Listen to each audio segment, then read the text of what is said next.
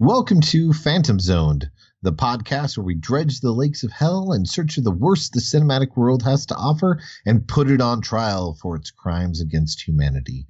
Should a film be found guilty, it will be jettisoned into the far, far reaches of space, a phantom zone, if you will. I'm your host, Adrian Torres, and joining me, as always, is my cybernetic monk friend and co-host, Scott Daly. How are you doing, Scott? I'm good. They call me Free Willy. I don't. No, they. That was no. God. This. Was, Of course, because we give no shits about this episode. I'm going to put that out front. Normally, we're not going to put this disclaimer on any of these, but don't see this movie. No, don't do it. Don't listen to this instead. I spent $4 on this movie. Wait, what? Where did you rent it? Amazon. Oh, why'd you do Amazon? Literally any place know. outside of Amazon has it for $2.99. That's not true. iTunes had it for $4 as well. Well, that's terrible because I know that Google Play has it for $2.99, and then Vudu had it for $3. Or yeah, so for $2.99 because on Tuesday, T-Mobile had their little thing where they give you stuff every Tuesday, and it was a $5 credit for Vudu. So I didn't feel bad because I got to see the movie for free. Well, good for you. I can't get a coffee tomorrow because I watched this movie. Well, that's terrible. Maybe if you hit up Dennis Rodman, he'll help you out. I don't know if he's got the money. He probably still does. If he has enough money to travel to North Korea, unless that trip was paid for. I'm sure it was. Travel to North Korea and not fix our problems. Would you want Dennis Rodman to be the person to fix the world's problems? Simon Sez, fix our problems, Dennis Rodman. As Scott just mentioned, he said the title of the movie, which is the 1999 film Simon Sez, starring one Dennis Rodman. And two, Dane Cook. I was going to get to him. Jesus. The rest of the lead. You're burying the lead. It's not much of a lead. We're talking about a movie that's 85 minutes, probably 12 of which is both opening and end credits. Hey, those credits were really cool, man. They like flew across the screen. It was like somebody said, hey, we're not going to spend a lot of money on this film. Please get us the cheapest, most basic credits that you can. Hey, remember how 60 years ago there was that movie Hackers that came out? Give us the same titles that they had, except for make it look shittier. Hey, why is this movie called Simon Sez? Because the lead character's name is Simon, and he talks. But they say Simon Sez in the movie once. Yes. And it's spelled wrong. Yes. I don't understand. Because it was 1999, and it was supposed to be extreme and hip. It is pretty extreme. Because they got Dennis Rodman, who was the worm. NBA's bad boy with earrings and nose rings. So you know he's up to no good. Yeah. That's the funny part about that is about it. He's the straight man of the movie. He's a straight man to everything. Okay. We're going to jump right into it. I'm going to read you the synopsis. We're going to bust through this. Most of the film doesn't make sense. If you want to watch the movie and try to piece everything together, it's not so much, hey, this story doesn't fully make sense. It's the way that they dole out information in the film and what they decide to focus on while the movie's taking place that's at odd with everything that's going on. This movie cost, you said, about $10 million, Scott? Yep, $10 million. $10 million. It only made $292,000 total. Just shy of $300,000 at the box office. That's it. That's one of the worst returns that you can find on a movie. It's a film that has a 16 on Metacritic and a 2.5 on IMDb. It actually sits at number 76 out of the bottom 100 films. The synopsis for the film on IMDb is basketball superstar Dennis Rodman stars as a hip Interpol agent attempting to defeat the deadly plans of a crazed arms dealer. Scott is always so fast to point out the fact that these synopsises rarely ever match the actual film that's taking place. This one does, though. I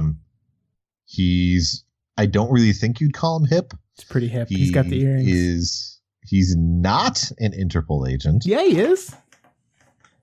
He's retired CIA, and then he went to work for Interpol in France. He mentions that he's not Interpol half the time, too. I don't remember that. He says that he doesn't work for the company anymore, and then half the time he says that he's not with Interpol, and he doesn't really answer to anyone. I mean, that's true. We never see his superiors. Yeah. Because he's too cool to have them.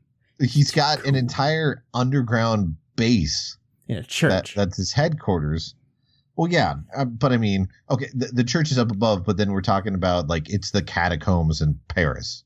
Yeah. Type with quicksand place that then leads to, well, that's only if you take the wrong turn. Or the right turn, based on who you're trusting. Well, you took the right turn when you were supposed to turn to the left, but it's still the wrong turn. That's the key. You just made me think we should do some of the Wrong Turn movies. That's how bored of this movie I am. I'm already thinking about other movies. No, then okay. If you're talking about some of the later Wrong Turn films, that's okay. I stand by the second Wrong Turn film. Oh my God, it's amazing. It's amazing. So great. And then number 5 or 6 is pretty decent because of how ridiculous it is as well. Yeah, the first one took itself seriously, but it wasn't badly made. Yeah. The second one did not take itself seriously and is incredible. And then the rest of them all blurred together. I don't remember them. I think the third one is shit. There's one that takes place entirely in a mental institution that's closed down. Which is the one that takes place in the snow? I want to say it's that one. I want to say that it's the same. Because I think it ends with someone escaping and riding a snowmobile and then getting decapitated by a wire. And then that's the end of the movie.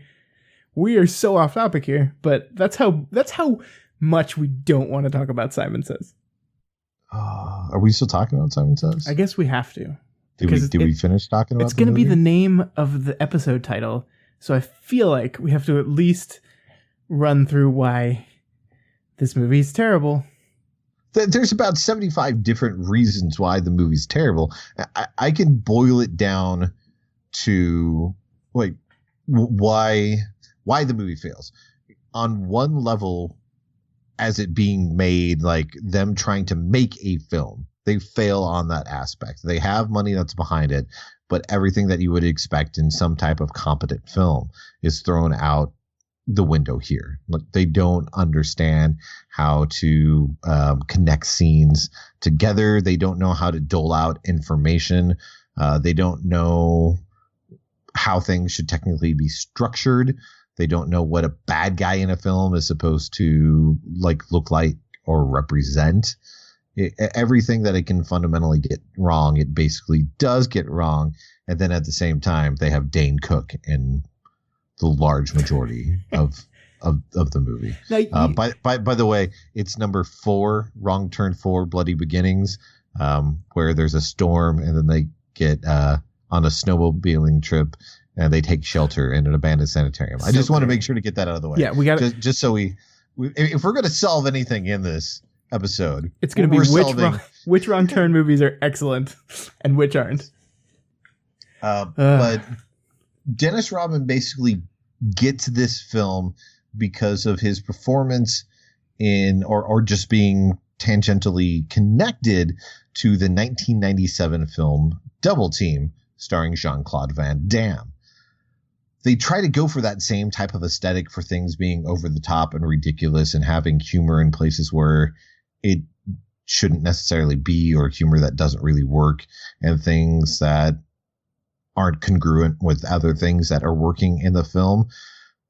And so, but people liked it, and people liked it for bad reasons. It's a so bad it's good film. It's Van Damme, man. I mean, it's Jean-Claude Van Damme. But that's not the key to it. There's another element at play. that element is the director of that film. That film is directed by Tsui Hark. Tsui Hark is a very, very famous and awesome Chinese film director. He started out doing a whole bunch of wushu martial arts films back in the day, and worked on the Chinese ghost story films. But then he was making Once Upon a Time in China was his big hit. Like, he had a whole bunch of smaller big hits, and he was in the circle with John Woo and everybody, but he made a whole bunch of action films that were great, and he helped bring Jet Li onto the scene with, like I said, Once Upon a Time in China. Once Upon a Time in China 2 is great because you actually have Donnie Yen and Jet Li fighting each other. But as time goes on, his films get crazier and crazier, and Double Team taps into that crazy energy that he imbues in a lot of his films. He also made Black Mask. Lots of American audiences would know. But his films are crazy. And it's not just because it was a Jean-Claude Van Damme film. It wasn't because they had Mickey Rourke in there. Like, that's just how Tsui Hark is. Because that's in 1997, and I'm trying to check to see if it was around the same time. But there was a movie that was called Time and Tide that came out right around like 2000, I want to say. Yeah, came out in 2000. And it's a great / terrible Chinese action film. It's great. If you can find it, watch it. But it's the type of film that has a character go and hide in a refrigerator. This is 2000, remember? A refrigerator while there's explosives that are outside the door, and you see the explosion happen in slow motion, and the camera zooms through all the flames through the several different layers of the refrigerator door, and then focuses on the main character who's inside it and screaming at the top of their lungs, hoping that they don't die in the blast. He's a guy who is really inventive or insane with the action that he's doing. And it's because of Tsui Hark that Double Team is the way it is. You could take Jean-Claude Van Damme out of there and put anybody else who was big in the 90s in that action vein to take his place, and the film would still be the same because of the work of Tsui Hark. And that's why you get this movie being the way that it is, because they decided, oh, Dennis Rodman's clearly what's sealing this movie. And you can tell when the movie's being made that they tried to gear it towards the type of performance that he gave in that movie, because they're trying to have that Hong Kong aesthetic. And you can even tell in like the first fight scene that they have on the beach type area, where they're trying to be slightly ridiculous and over the top, but it's Dennis Rodman who doesn't know how to fight or karate or anything. So instead of it being like really well choreographed, everything's about 2 beats too long. And instead of there being like 5 to 6 moves that's being done, Dennis Rodman gets one off and almost slow motion, but it's real time for him.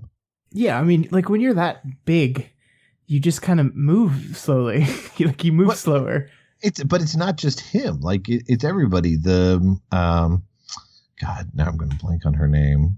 The girl, his girlfriend / ex-girlfriend, who's also no idea what her name is.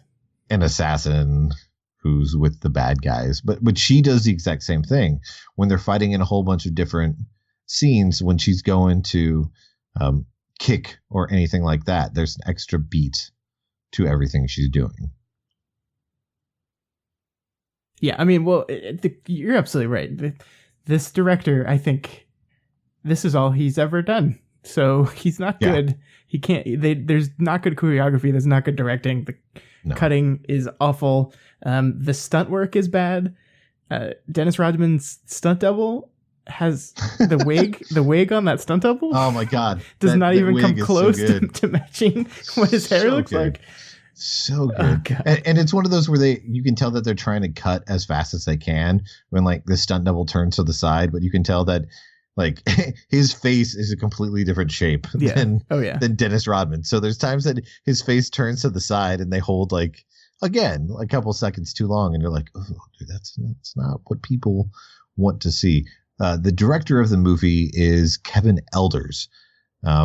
He wrote all of the Iron Eagle movies, at least the first 3 Iron Eagle films.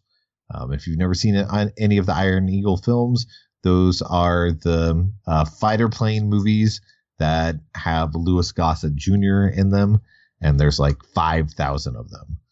But the first 3 films were written by the guy who directed this film. So it's not exactly good company when somebody's like, oh yeah, these crap movies, I've been writing them for years. Now it's time for me to take the helm. The only other movie that he's directed came out in 2001, and it stars Terry Hatcher and Rob Lowe. Sounds 2001 great. Rob Lowe, so scraping bottom of the barrel Rob Lowe. 2001 Rob Lowe is Rob Lowe on the West Wing Rob Lowe. No, that it's right before the West Wing, because West Wing was 2002 or 2003. No, when it started. Nope. When was it? West Wing was 1999. 9/11 happened in the 3rd season of West Wing, and they did the whole episode. Oh shit, that's right. Yeah, the school trip, or the kids on the school trip, who get stuck in the cafeteria. It actually was probably about to leave West Wing Rob Lowe, because he left after the 3rd season, and I think that was 2001. So it could very well be he left the West Wing to film this movie. Because is it second sex scandal Rob Lowe? I don't remember. I don't remember when that happened. The first one was in the 80s, and then there was one that resurfaced like early aughts. I think you're right. I think it was about then. Yeah. So maybe that's why. Yeah. He needed the money to pay people off. You can tell how much you can tell how much we don't want to talk about this movie. We're like, let's talk about this other movie. Let's talk about Rob Lowe. We open the film on Dennis Rodman in one of the most ridiculous get-ups you can put a character in if they're supposed to be undercover or blending in. Oh, you mean bright yellow? the black and yellow with a yellow helmet motorcycle outfit. And so the movie opens on the viewpoint of a remote controlled fly bug. Yes. And the first of many. Yeah. We meet Dennis Rodman, Simon, who, like we said, was retired CIA, I guess. He says he's a retired CIA agent. He lives in France. He's working for Interpol, at least this night he is.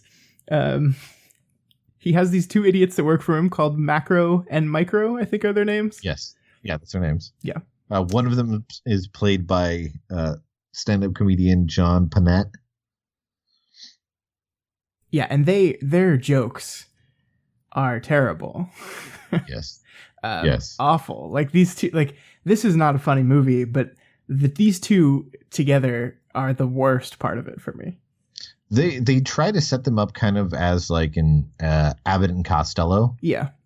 Right? And they even have that terrible who's on first type situation. After he gets done with this opening scene, sting, whatever it was supposed to be, when he gets back to the base and they're talking to him and they're trying to do the who's on first type thing, I audibly groaned when it just wouldn't stop. Yeah, and well, like the movie opens with them dressed in their monk gear, and you're kind of like, I guess they're just undercover. No. But then they're just actually Franciscan monks who also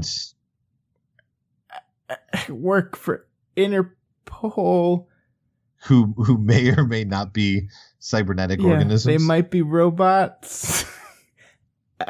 I don't know. But like the levels are, the movie has moments where it's trying to be funny. Like it's trying to point out, like not necessarily point out the stupidity of things that are in there, but it tries to be campy at moments, but it doesn't really understand what camp is or to what extent they're using the camp for. So you have people who are acting over the top when they don't need to be, or situations don't call for it. And I mentioned, Scott and I were talking earlier, and I said that this movie only has like the barest components of a script. And then they have parts that basically feel like, and then ad lib here, because there's sequences that go on for way too long where action should be interrupting things. But instead you have people who are trying out jokes for the next time they go on a tour. Yeah. Well, and it's not like ad-libbed improv of the kind of comedies we see today where they just shoot a scene for 3 hours with the characters just ad-libbing and then cut together the best part. It's presumably one take ad-libs where it's just do whatever you want. We got the camera rolling. And then that's great. I'm trying out this character. Let me do that. Yeah. I've got an impression of an animal I want to do. Let me get that in there, which there's at least 4 different people. Oh my God. But the whole start of the film, whatever he's doing, because it starts out that they've got the fly that's getting close to see if it's the guy that they're looking for, the man, as they call him at first. And they're trying to see if he's there because Simon's going to make a move on him if he is there to do this arms deal. But then they don't really seem like they're trying to pay attention to who's going on or who he's meeting with. Like they're focused on the general guy. Right. And then the other guy shows up and they're like, oh, we don't care who this guy is. Yeah. So the main villain of the film is a guy named Ashton. And in this opening scene, he's meeting a colonel or a general, someone who has a weapon. He calls them both. That's what pissed me off. Someone who has a weapon that he wants to sell to Ashton, but the colonel, whatever, is coming here to say he's changed his mind and he doesn't want to do it. So you can do that over the phone. So then he has his motorcycle henchman like spray paint his car and threaten his family. They're just on the side of the road. Yeah. First of all, when his car's driving by a roundabout in a city square, and there's about 6 to 8 motorized like motocross bikes, and then a couple Vespas that are just hanging out. And then his car drives by and they decide to start following him. While they're following him, one of them drives off a ramp that's a couple feet above the car and just does a backflip in slow motion. You got it, man. You got a backflip on your bike. No, but I'm saying that fits into the 1999. We're extreme, because even when the arms deal goes south, one of the guys on the bikes goes driving off as fast as he can just so he can get massive air down on the waterfront, and it goes into slow motion. And they were just trying to make it cool, I'm guessing, for like 5 to 10-year-olds. And the weird part is, like, it's not even clear at the very beginning that this gang of bikers belongs to Ashton. Connected. Like, you have no idea. They're just people attacking a car, and then his car gets to Ashton, and then they leave him alone as I guess they were just sending him a I don't know. Message. But then then he parks, and then Ashton sends his bodyguard guy to show up and break the window. Like, he gestures, please get out of the car, and then just breaks the window and gestures again. I don't. Yeah. But so I guess the colonel's having second thoughts. He wants to back out. Ashton threatens his family and then leaves. And then. Well, he says that he totally understands at first. Yeah. He's like, that makes sense. It'd be a shame too if, like, I were to change my mind and threaten your family. But then he just leaves, and then he has his henchmen start beating him with the chain for some reason. Yes. And then Dennis Rodman decides that now he's going to show up and help, so he rides his motorcycle very fast. Yes, part of the reason that he drives the motorcycle down there is because the surveillance fly that was close was waving around Ashton's face, and Ashton starts complaining about flies and how he hates them, and he pulls open the cane that he had with him that's got a sword in it and slices the fly in half, which causes John Panette to say, "What kind of guy kills another man's fly?" Which I guess was supposed to be funny, but I don't. But that's the level they're working with. Yeah. And Ashton, it should be pointed out, exists in a different movie from everyone. He belongs in the Avengers film that had Ralph Fiennes and Uma Thurman. Like, he should be the number one henchman to Sean Connery in that film. He's having a good time. Who played this guy? He's having a Jerome Pradon. I've never heard of him, but yeah, you can tell that he's trying, but the issue is that he belongs in a different film, and then he doesn't seem like the main bad guy. He seems like he's supposed to be that quirky lead henchman, and not somebody who's going to be taking this role that he does. And that's what's so strange about it. And I was watching it and everything's going on, and I got to like the hour point, and I'm like, so there's no one above him. He's it. He's the end all be all. He's the man. And the time that you spend with him for the majority of the film, you don't really get a sense of like what his giant plan is. Like, it's way too late in the game. And it's one of the issues with the film is the fact that they don't dole things out in a correct pace. And it's way too far into the movie that Ashton's then like, oh yeah, this is what I'm doing. This is the whole point from my vantage. And you're like, well, that still doesn't make sense. So I don't know why you held that out for a long time. It's just like we have an entire secondary set of characters that involves a girl and her boyfriend who are madly in love, and the guy's dad who is being blackmailed, extorted, whatever you want, by Ashton.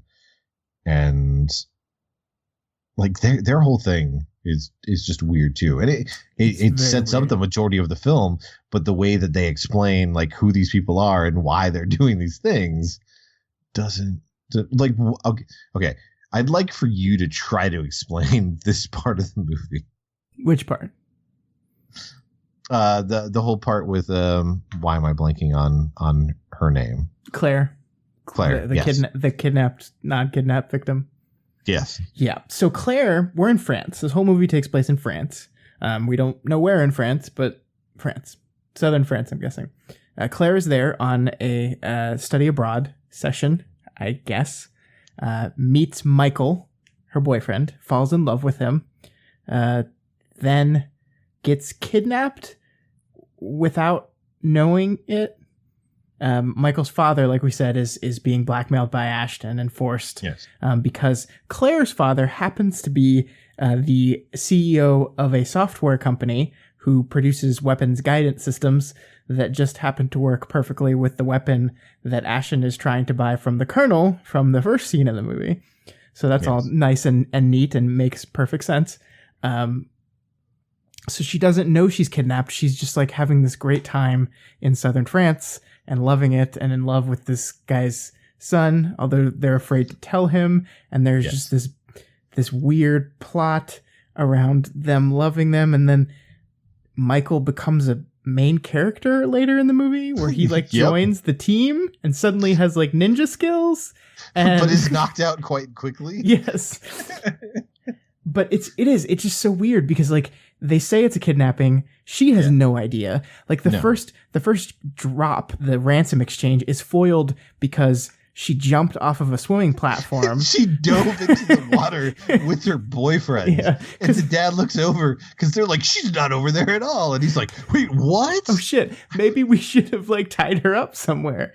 It's just like, it doesn't make any sense. You're kidnapped, but you're free to go wherever you want. Yeah, you're free to make out with my son in a winery while weird porn type music's playing. Do you remember that scene when they're sitting in the winery and the camera like rack focuses onto their face, like really close zoom, as they're just like making out with porn music in the background. I was like, are we about to like go to a different type of movie? Better than the, yeah, I was going to say it's better than the like semi, I don't know if it was like electro or what was the electro / rock of the late 90s when Rodman's getting it on with his ex-girlfriend with the strobe lights. Yeah. Well, yeah, that scene was doubly doubly nauseating. A wonderful button next to her bed that turns the strobe lights on. Because she was a prostitute. Was she? No, I'm serious. No, I'm being serious. I'm pretty sure that in addition to being the assassin, that she was a prostitute, because there's a part where she's going to take the other guy into her apartment, and Rodman shows up with flowers. Yeah.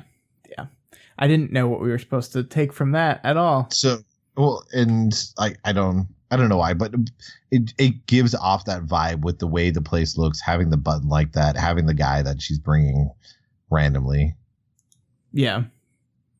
But then she's supposed to, I don't know what type of assassin she's supposed to be, because she tries to like always engage in fisticuffs, and it's never like she's trying to kill somebody as quickly. She gives everybody a chance. Yeah. She's such a weird character because she changes allegiance on a dime times. Sometimes within 30 seconds. Yeah. And like how they refer to each other as like, because that's what, because you were like, oh yeah, it's his girlfriend, and I was like, and they clearly started out by mentioning they were exes, and then apparently just by being in proximity of one another for like 2 days or so, they're now dating again because they bone zone like 2-3 times. I don't know about dating in the world of 1999 all that well, so I don't know what they quantified. Yeah, God, it's so weird. It doesn't matter though. No, like, it really doesn't. The movie focuses on things that don't have a place or need to be focused on. If your movie's an hour and 25 minutes long, then you think that you're going to streamline lots of this extra fluff and crap that you have in the film. This movie revels in having the extra fluff and crap in the film. And part of that is because of Dane Cook. Yeah, we haven't even gotten to our boy Dane Cook. Yeah, Dane Cook, who I thought was going to be like a con man at first. When he first shows up and is talking to him, because Rodman's playing bocce ball because he has to play some type of sport. But then he one that requires any of his skills as an athlete. And he doesn't even actually play the game. He gets ready to throw the ball, and then Dane Cook yells out his name, which causes, the ball to go flying into the crowd and break a windshield. And hit a cat. Yes. But when he's talking to Dane Cook at first, Dane Cook's like being really vague about everything. It's like, yeah, remember we sat next to each other in ballistics at the academy way back in the day. And like he's trying to fish to get information. And it was like, what? You don't remember this thing? Oh man, I remember this very light piece of information about you. And then tries to ask him if he's still with the agency, to find out that no, he left and he was working for Interpol. And that's when he makes a wonderful transgender joke. Yeah, that's how you can tell when the movie was made. Well, and the thing that's stupid about this is he basically compares a transgender person to Chewbacca. And literally the only reason that is because Dane Cook does a Chewbacca noise. So he wanted to do that because that's in his stand-up. So he's going to do it. It's continued, like the Chewbacca bit goes on for a good minute. I mean, all these things, like there's a later, like, so he pulls Rodman in to help him with the deal, which immediately goes south. He tries to make him feel bad and then ask for his help. And that's after spending like 5 minutes telling him like his life story and what he's been doing. And like, it's just weird, the job that he has, and trying to be like, oh yeah, I tried to make it into the academy, but couldn't make it as an FBI man or a CIA man, and this is what's been going on with me, and actually I need your help. Yeah. And I also have a note that says within 30 seconds, Dane Cook has done more mugging than other actors have their entire career. Well, I mean, it's so ridiculous. Because so their first ransom exchange fails because Dane Cook doesn't know what the hell he's doing. Yes. Then they're taking the case and running with it, and they bump into Rodman's ex-girlfriend, who is working for the bad guys. Yes, she's working with Ashton. So they fight, and then Dane Cook does his dinosaur impression for some reason. He has a gun in his hand, and he decides to be a velociraptor. Well, he points it at her and is really excited that he has her in his sights, and says, "Don't make me get Jurassic on your ass." And then starts doing like a T-Rex / velociraptor thing, but he still has the gun in his hand. And I was really hoping that he just shot himself and we didn't have to see him for the rest of the movie. Because the Tyrannosaurus thing goes on like for about another 45 seconds. 45 seconds. It's awful. It's the movie's 80%, basically 80% the worst impulses of Dane Cook, and 15% Rodman unsure of what the hell is going on in the film, and an extra 5% whatever the worst Bond movie you can think of. Yeah, believe it or not, guys, Dennis Rodman, not a very good actor. No. Doesn't really sell any of the scenes. So most of the time, it's literally just Dennis Rodman laughing at what Dane Cook is doing. Like during the entire T-Rex thing, they cut back to Rodman on the floor multiple times, and he's just laughing. And like, I just don't believe that was in the script. I mean, I think that's just Rodman laughing, and they just put it in there. When he's in the hallway with the monks and they're doing the Abbott and Costello shitty, just reacting with each other. There's so many shots of just him laughing. And it just seemed like they were like, okay, we don't have many days. We're just going to have to use that footage because Rodman isn't going to reshoot anything. It just felt like a rush to get to the finish line. And so you just have these moments where he's reacting and you can't tell if you're supposed to laugh at what's going on or just go with it. But like, it's boring for so many stretches of the film because things don't happen. People are talking to each other and they're not even talking about things that are going to progress the movie forward. And they keep on going back to bits that they think are funny, but are either trying way too hard, not funny at all, or have been done to death in the past. Because they've got the part where they've got the camera and speaker that's right by the Jesus statue up in the actual church that's above the base where the monks are. And the monks start talking to Dane Cook as if they were the voice of God and get him to start reacting to what they're saying, like just dancing in the church for an extended period of time. Yep. So that's what that happens.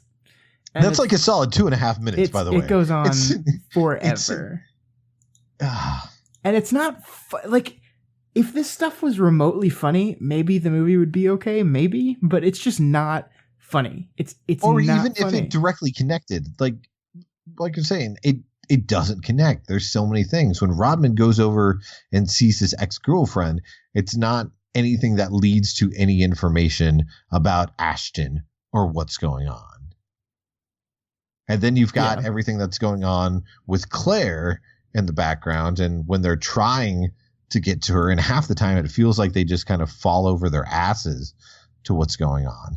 And then they try to shoehorn what's happening in with another action sequence, like the part where the car has the parachute. Yeah. God. I don't even know what to say about these things. It's they're moments, like they're short little moments that put together.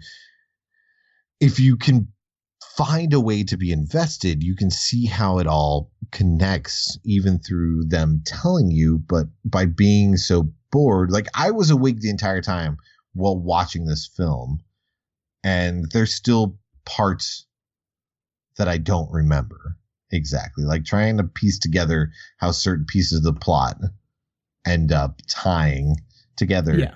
It just doesn't exist. I mean, you got the scene with the monks where they're on the bridge and they end up throwing that guy off the bridge. There's that whole like 4-minute subplot where the guy's getting the goat and leading all the goats to the bridge. And you're just like, this is an 85-minute movie. And an hour of it is nonsense that does not matter. The plot of this movie is bad guy wants weapon, bad guy gets weapon, bad guy gonna use weapon, good guys have to stop him. That's it. That's all. There's no twists in there. There's no turns. There's nothing unexpected that happened. It's bad guy needs 2 pieces. He needs the weapon and he needs the guide system. He gets both, and they launch his weapon, and then Dennis Rodman shows up in the end and saves him, and defeats him. That's it. Do you know what 90% of Ashton's story is?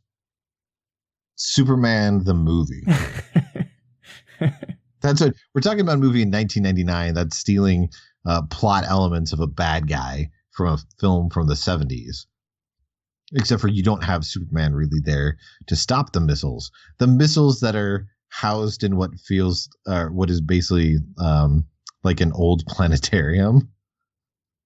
Yeah, it's so funny. I guess it's like the weapon's like a laser system, right? Like it's like they say it's like some. It's supposed to be a laser system, but then it just looks like it's a rocket spaceship that they have, again, literally in a decommissioned planetarium observatory building. Because instead of where there should be a telescope, there's the rocket they're going to launch into space to shoot lasers, which doesn't make any sense.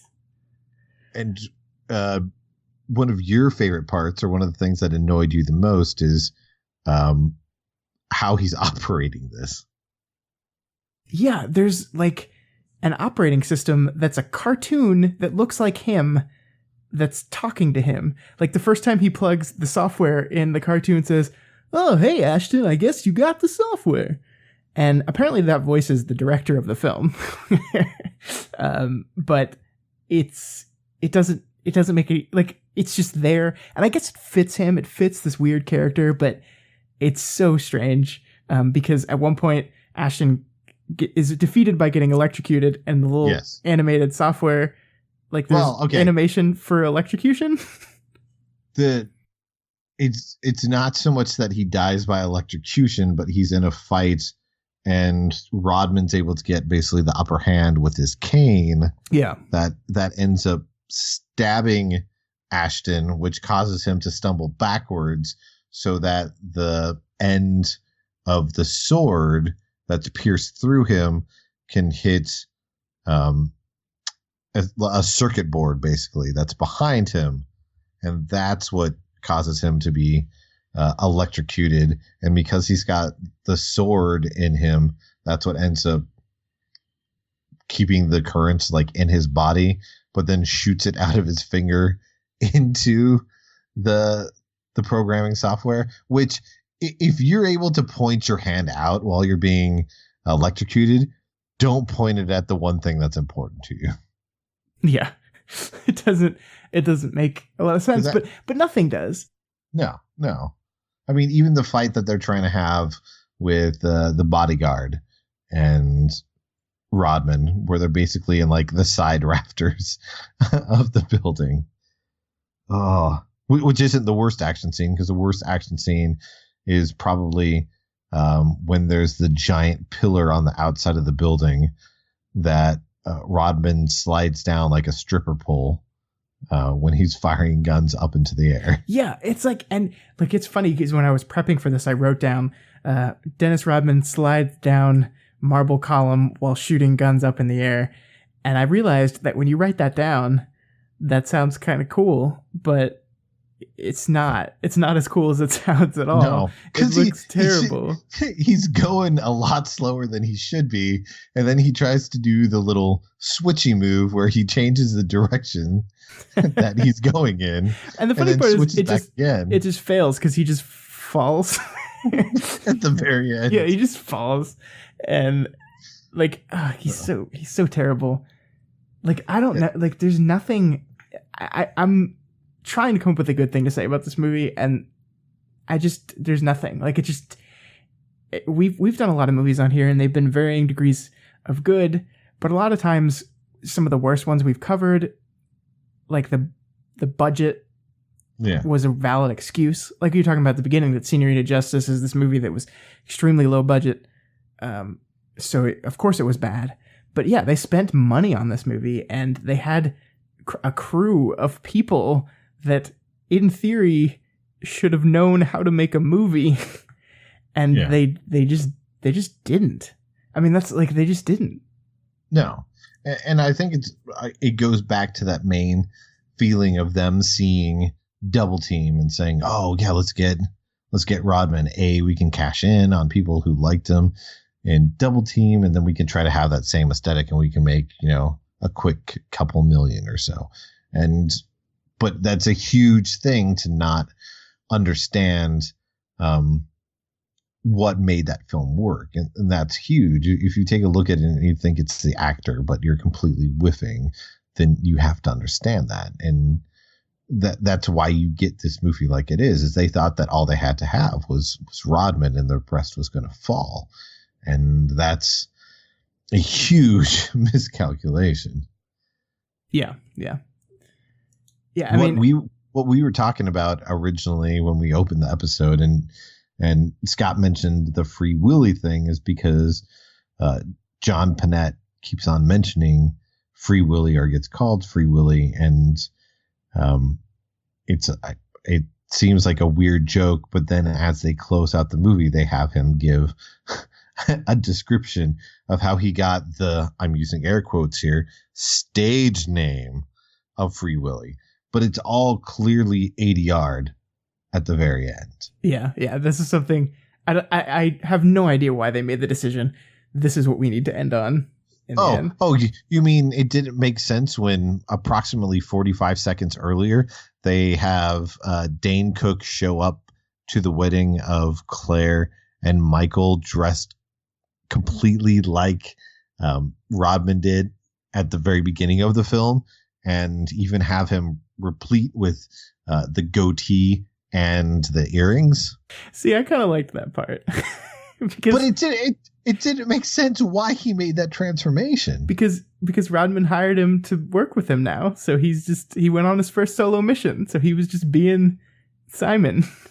It's okay. If Rodman supposedly is, and again, this falls into he says he works with Interpol, but we have no idea if he actually does. I don't think he's just allowed to randomly recruit and hire somebody. And I don't think if he is able to randomly hire someone, that he's then the person who dictates what their fashion choice is supposed to be. Yeah, I have no idea. Look, it worked for me because out of any and every joke in this movie, that is the only one that did not draw attention to itself. It just put it there and let it be. Like, I was waiting for someone to mention the outfit or mention the fact that he's wearing all the fake nose rings but the fact that the movie just lets it be there and just lets it just ride was the only reason I found that funny. Well, none of the scene makes sense because we just open on the fact that they're getting married, and then we scan over to see where certain characters from earlier in the film are now. Like, you've got the car that pulls up right before Dane Cook, and it's the two dads of the people who were getting married, who are just all chummy now after everything that's happened. Yeah, arms deals tend to, bring families together. I guess. Okay. Did you have a ray of sunshine with this film? Yeah. So I don't know what this says about me, but there was one moment in this movie that I laughed, and I don't know why I laughed. Maybe it's just because my expectations were so lowered that I don't know. After they kidnap Claire or rescue Claire, I guess, from her kidnapping, but she thinks it's kidnapping. Dane Cook has gagged her with a potato, and like she just has a potato in her mouth, and Dennis Rodman calls him out on it. It says, "A potato?" And he just says, "I tried grapes, but she kept eating them." And I have no idea why, but that joke made me laugh. Just the ridiculousness of a potato being shoved into her mouth did it for me. So that's my ray of sunshine. I did not have one this time around. See, I try to find the good in things, Adrian. Oh, okay. So we're trying to find the good in things. Okay, then when the movie ended. So you like those ending credits, huh? No, I liked once it was over and then I could go about the rest of my life. Well, anyways, the last several episodes, there was a small missing component, and we decided that we should maybe try a segment that we've forgotten. So if you will join us in greeting and having this part basically be an addition to our process. So please welcome back. Welcome back, welcome back, welcome back. The favorite part that's so difficult when it comes to these films of how would you fix it? So Scott, we're going to start with you. How would you fix Simon Sez? Well, I would fire the director. I would fire the lead actor. I would fire Dane Cook, and I would get in some competent people. Do you know this movie has 4 writers? It has 2 story writers and 2 screenplay writers. Yeah, that's insane. I feel sad for the people who actually wrote it because I mean they haven't done a ton of stuff. They're actually working on the I'm trying to see on IMDb if it is. Yeah, they're doing the TV show reboot of Tremors. One of the writers, Andrew Miller, he's doing that. And people would know him. He's acted in several things, but you've seen Cube, right? Oh, yeah. Yeah, Cube, the horror film. He is actually Kazan, the autistic guy. Oh, okay. Yeah. He's one of the writers of this movie, and he wrote a film several years back at the 2001 that was called Nothing that I really liked. And so it was sad seeing that he was a person involved, because I'm like, you're able to be a better writer than this. So that's part of the reason why, I think that it's on the director's shoulders. But continue. Yeah. But so it's like cheating, because basically I'm saying the way I would fix this is just to do a completely different movie. But yeah, I mean, like, Dennis Rodman cannot hold up a movie on his own. Dane Cook cannot be the kind of comedic relief character they wanted him to be in here. Just the script is a mess. The directing is uninspired and boring at best, and just terrible and confusing at worst. So I really don't think this is fixable. I don't think it is. And I know we just brought back this segment, and that's kind of a cop-out, but... Well, no, but I think it brings up an interesting point with some of what you said. If you were to change certain people around, clearly this movie's predicated on having the involvement of Rodman. But if you were to take, like, Suey Hark and have him direct this, he comes straight off of Double Team, and he's doing another movie with Rodman. If they got somebody who is flexible or able to work in the Dane Cook role, and they were able to get an actually good villain? Do you think there was a way that they'd be able to pull it off? The reason that I mentioned Suey Hark, first of all, is because for a movie such as this, where they're trying to get tone to be a big thing and they can't really get it, having a director that understands the balance, I think, changes the not only the basic aesthetics to the film, but then the flow and the feel of the comedy. And you can have a sense of, okay, everything is at a heightened reality. It's not just these moments that are peppered throughout. Yeah, I think that's fair. I guess you're right. I guess you get a director in that understands what you want the movie to be. Mm-hmm. And even with Dennis Rodman, you could still attempt to make something interesting out of this. Yeah. You lean into his badness in a way that works. But because we mentioned the director, because it's very important. If you haven't seen Double Team, give it a check. It's not a great film. It's ridiculous and it's stupid and it's terrible. But it's fun in the way that this isn't. Exactly. But it's also enjoyably bad. But the reason I bring that up is when talking about this movie, and because of the time that it was made and how close it was to Double Team, is 1998. So 1 year before this movie's made, Suey Hark does Knock Off with Jean-Claude Van Damme and Rob Schneider.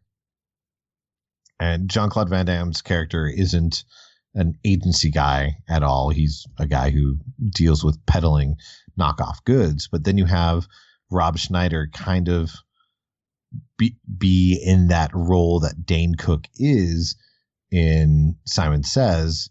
And as bad as Rob Schneider is, he's more believable and more enjoyable in that movie than Dane Cook is in this film.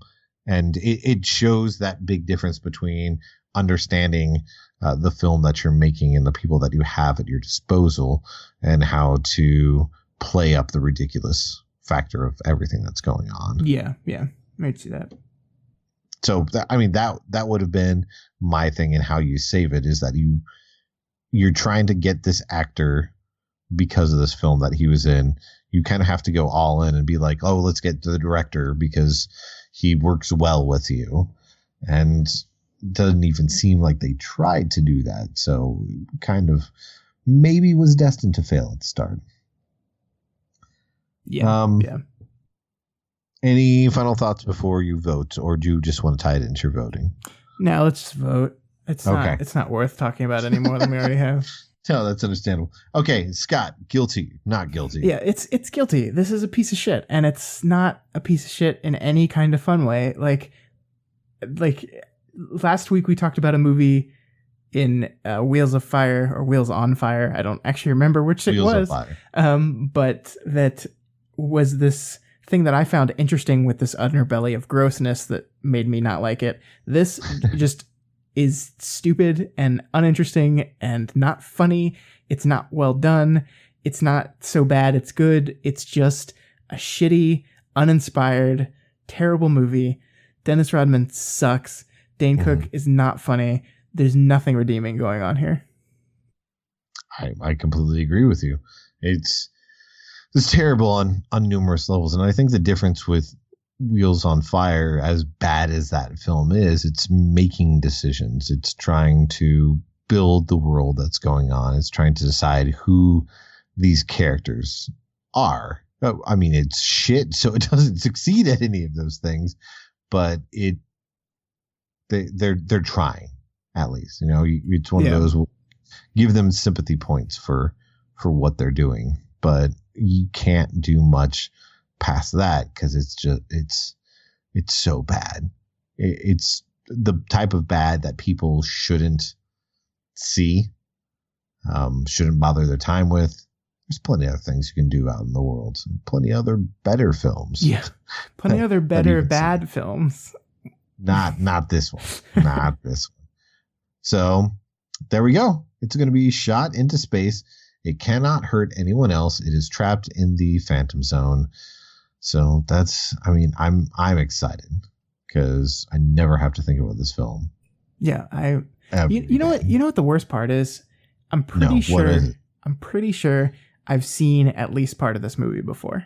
I'm pretty sure at some point on like cable on the movie channels when I was younger that it was just on late at night and I just turned it on because the stupid Dane Cook doing the dinosaur thing to the girl looked very familiar to me. And it's not just because I know he did that in his dumb stand-up, but that's the thing about this movie is you just can't remember it. Even if you watch it, like even if you just finished watching it, it just goes right out your brain. Yep. Now we haven't tried this before, so I was going to see about possibly going and trying something different. I've got 3 movies that have popped into the top of my head for the possible next episode, and so I wanted to throw them out to you and see which one of these you wanted to do. Or pick your poison. This week was definitely a pick your poison, but we'll try again.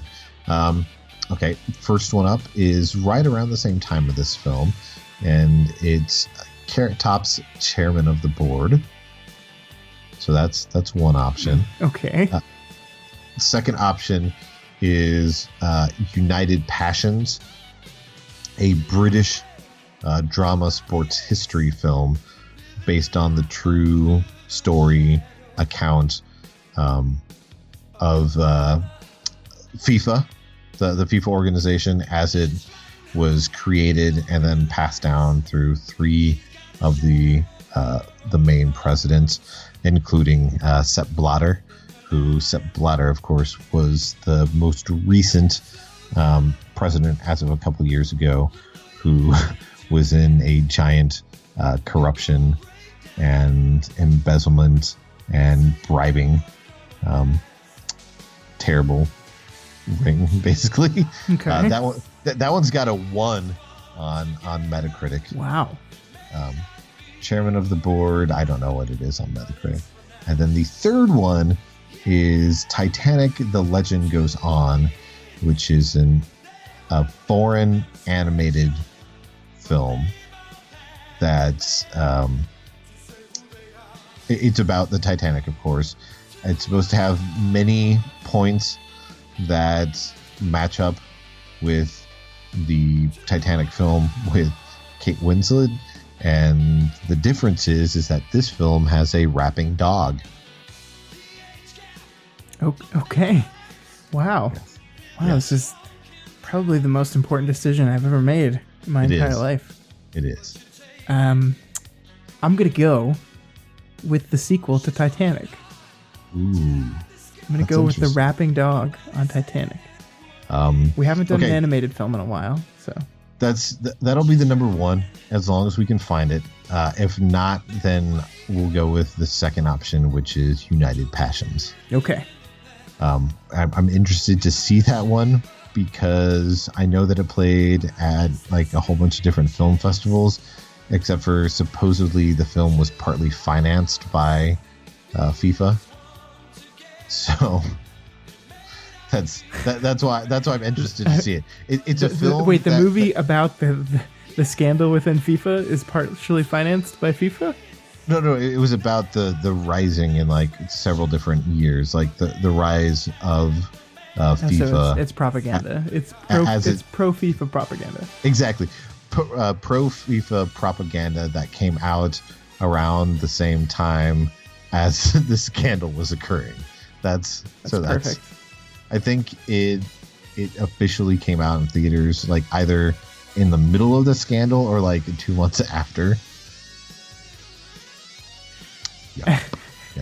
That's what we'll be doing if we can't find Titanic. The Legend Goes On. All right, that's fine with me. which is weird. Like even there, I'm interested because it's called Titanic: The Legend Goes On, even though it's about the Titanic. It's not like people's lives after or the Titanic too. Well, I think they just like we're telling the story again, so the legend just keeps going. The Titanic, it kept on going, just like my heart. But my heart will. Oh no, we can't do that. No, never mind. The legend goes on, not my heart. Oh yeah, there we go. Totally. There's a character named Rose in this. I'm going to alert the authority. Well, it won't be Simon Sez. So